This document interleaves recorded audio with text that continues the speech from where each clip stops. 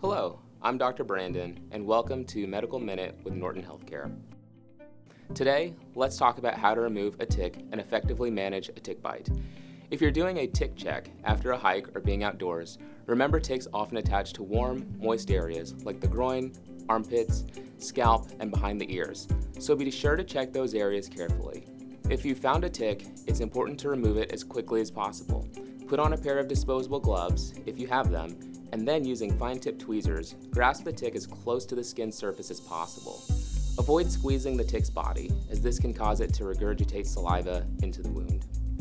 With a steady hand, pull upward with even pressure. Be patient and avoid any sudden movement.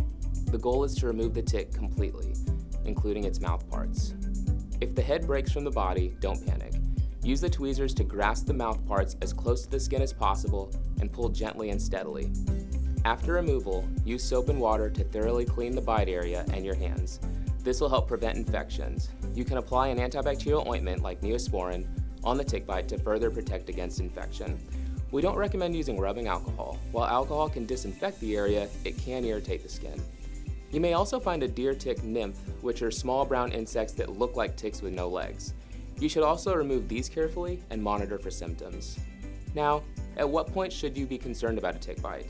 If you notice symptoms like fever, rash, or joint pain after a tick bite, it's crucial to get medical attention right away, as these could be signs of tick-borne diseases like Lyme disease or Rocky Mountain spotted fever. If you notice the tick bite has left a small bruise, this isn't something to worry about. It's not uncommon for tick bites to cause minor bruising, but if it becomes swollen, painful, or shows signs of infection, see a healthcare professional.